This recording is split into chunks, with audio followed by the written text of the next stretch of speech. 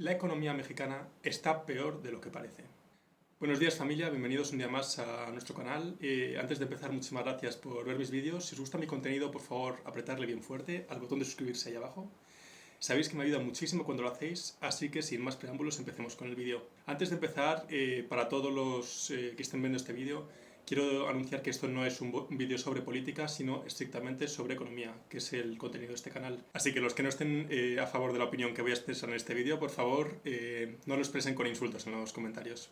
Bien, la economía mexicana se encamina hacia su peor desastre en los últimos 100 años, ya que se enfrenta a una caída en el Producto Interior Bruto de un 18%, según el Instituto Nacional de Estadística, entre los meses de abril y junio.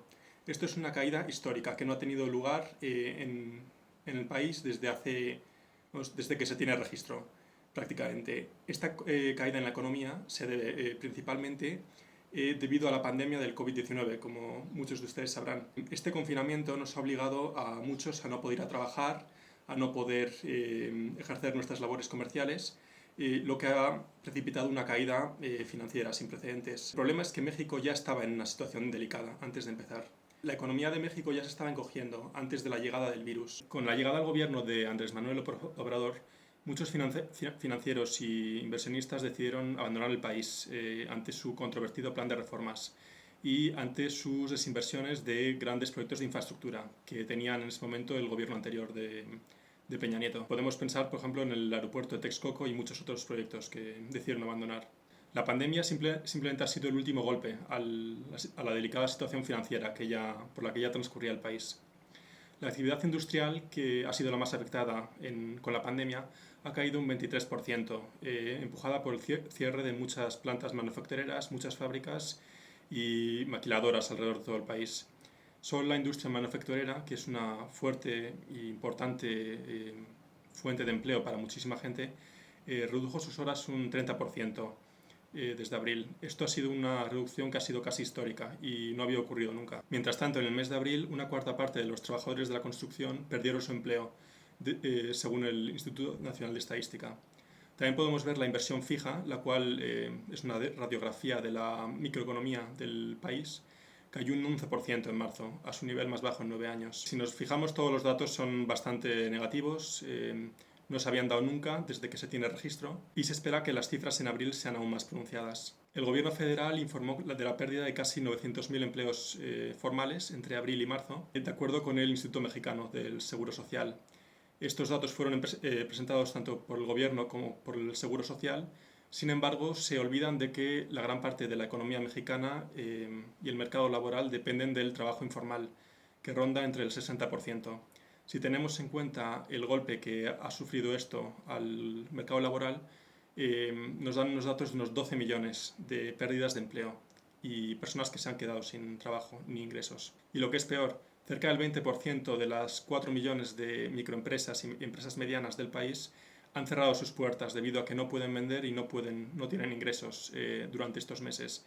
Y ninguna empresa puede aguantar tanto tiempo sin ingresos, a no ser que sea una gran empresa que tenga créditos con bancos y tenga otras medidas de financiarse. La administración de Andrés Manuel López Obrador se ha negado a ofrecer créditos y financiamiento a empresas o a ayudarles con una suspensión temporal del pago de impuestos. Muchos empresarios mexicanos han pedido un paquete de estímulos al presidente para ayudar a muchos mexicanos que se encuentran cerca de la pobreza y con riesgo de perder su empleo.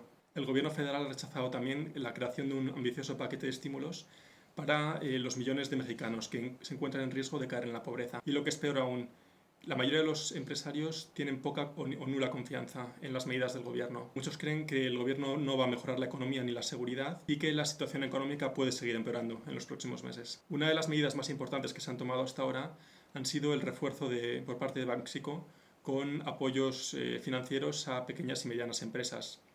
El Banco de México ha informado la tarde del jueves pasado importantes medidas para reforzar a microempresas, pequeñas empresas y grandes empresas que se encuentran ante un batacazo económico acentuado por la crisis del coronavirus. Esto supone un despliegue de más de 30.000 millones de dólares en ayudas fiscales y en créditos. Ante estos datos económicos podemos ver que los niveles de incertidumbre para invertir en México están aumentando a niveles elevados nunca vistos hasta ahora. Los niveles de incertidumbre para invertir en México nunca han sido tan elevados y podemos decir que la confianza de muchos empresarios para invertir en México ahora mismo es nula o muy baja. Lo que sí podemos afirmar con claridad es que México se encuentra ante una situación en los próximos meses económica y financiera muy delicada y esta situación no tiene solución fácil para el gobierno federal.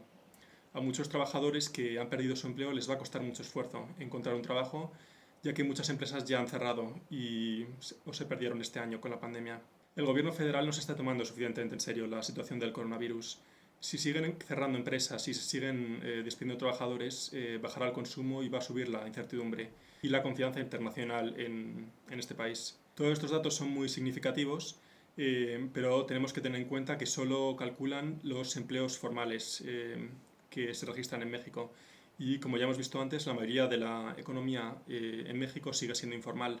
Mucha gente, si no puede salir a vender y si no puede salir a la calle a hacer su trabajo, no van a tener ingresos. Y estos son unos datos que no están teniendo en cuenta las estadísticas oficiales. A todo esto tenemos que tener en cuenta que la incertidumbre en México ya estaba muy alta antes de la llegada del confinamiento y de la pandemia.